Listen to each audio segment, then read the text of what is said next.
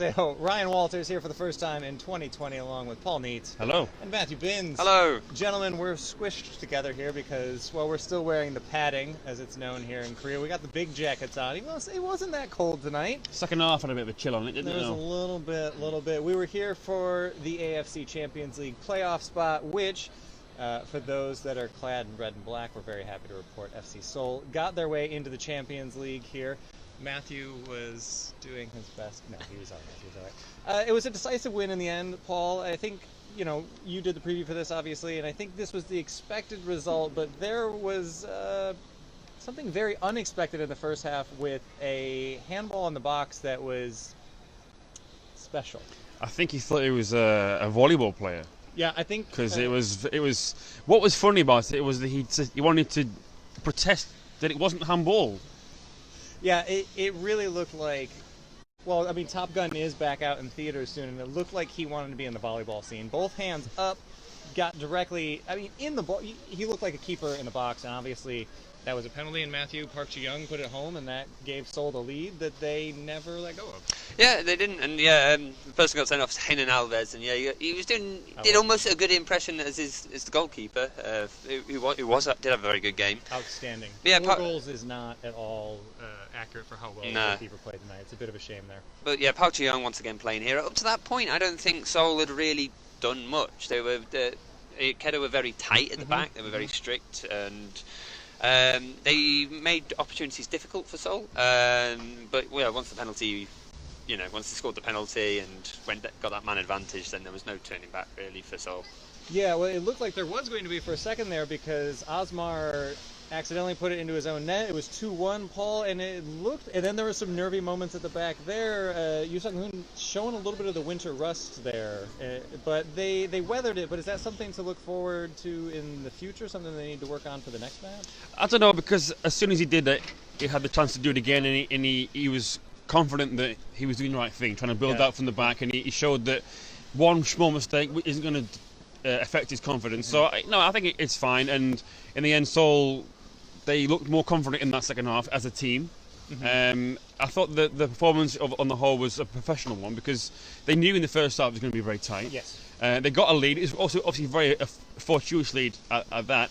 Then in the second half, the legs tired from the visitors, and they managed to find some space and carve out some more meaningful chances. Yeah, I think, like you say, they looked a lot more comfortable in the second half, which makes sense. This is their first competitive match of 2020, so it's going to take a little bit of time to get warmed up. It is windy in the background here, by the way. Papers blowing all around. In the somewhat new look Seoul World Cup Stadium, by the way, you can kind of see the lights flaring up over here. Looks nice in here, a few changes made that way. Back to the second half, though, back to the things that actually matter. I was very excited to see Han Chan-hee come into the match, former Jeonnam Dragons player, and then he immediately went off injured. Well, not immediately, just a couple minutes later went off injured. Pretty disappointing there. I was looking forward to seeing what he could do in the midfield, especially with ACL now officially on the docket for Seoul. How much of a loss do you think that's going to be for the midfield for Seoul? A big loss because, first of all, I thought he would start. He didn't. He came off the bench, but it then meant that Osmar moved into midfield, and then Joo Se-jong was playing in that more advanced midfield role instead of Han Chan-hee being there, which Seoul do have those options in those areas. But they need someone a bit more attacking wise. If they have an anchor like Osmar or Joo Se-jong, then they don't really need to have another defensive-minded midfielder. So Han Chan-hee would have been perfect in that role with Ali Bayev, but obviously it wasn't to be. Hopefully the injury isn't too serious and he isn't out for too much longer. The season is obviously about 3 or 4 weeks away anyway, so there is plenty of time for him to recover in time for the first game of the K-League season. So fingers crossed he isn't too bad. Yeah, Matthew, from an opponent's perspective, I guess we'll say, the Jeonbuk fandom a lot here. Was there anything glaring from Seoul that you took away from this that they need to work on, or was this maybe more solidified team than you were expecting to see tonight? What was your takeaway? Yeah, I didn't think they were that bad for a team that is... They've had a very short pre-season, obviously, because they've got to play these playoffs. And yeah, they were tight, they were organised. They didn't really become exposed too much. There was a moment where Kedah did break free, and Cheche had a lovely lob shot, fantastically saved by Yoo Sang-hoon. But apart from that, Seoul were very strict at the back. I think is encouraging. It's his first performance of the year, and I think the manager will be pleased with what he saw. But they do need to learn how to pull apart teams. They can't just rely on red cards and getting a man advantage like that. They do need to learn how to stretch defences. But I also think in the Champions League, and there is a question in from Peter Hampshire here. Hi, Peter. He says he's watching from Belan's Jeju, Branko Belan, Cass in hand. Well, lovely for some. He says, has this performance given you confidence that they can progress further past the groups into the knockouts? And I guess that kind of follows on. In the ACL, they're going to be coming up against teams that aren't going to be so compact at the back. This may work in their favour. Yeah. I think Seoul will give a good go of it. They've got, I think the group's easier because Kashima Antlers. I believe it went full time. Would they have been?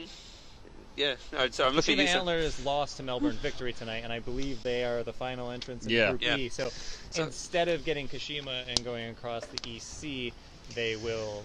Well, that's a longer trip, but I think they've a favourable opponent. Got to be favoring getting Melbourne there instead of Kashima, the team that just won this competition just a few years ago. So favourable there, and I think the group looks pretty good for them. And well, now we know all the K-League teams' fates in Champions League, and before the night is over, we'll know all of the teams' fates in Champions League. But lovely to have Champions League back here at Seoul World Cup Stadium for the first time in a couple years, basically since Paul and I moved up to Seoul. Basically. Yeah. It's not like we're a curse. It's fine. But gentlemen, I think that's going to do it for tonight because we're going to try to get down there and talk to some of the players. But if you have any thoughts on FC Seoul's performance, on Champions League, on those award-winning kits that Kedah was wearing tonight, and socks. Oh, honestly, they deserve an award just for looking that good on the field. And in all seriousness, I thought they looked really good when they were at full strength. It's a shame that they weren't able to see this one out at full strength. I think it would have been a much closer game, and props to them. And I think it shows where Malaysian football is now, and who knows how things would have went if this match was played in Malaysia, where they would be warmer. But anyway, so would we. We would be. Oh, if we could go, it'd be great. Anyway, that is going to do it for us for now. We'll be back with season 3 of the podcast very soon. So we have that. We've got all sorts of other things coming up. If you have any questions, comments, reactions, get those in the comments below, and Matt will get back to you. I will. Yeah. All right. Thanks for watching.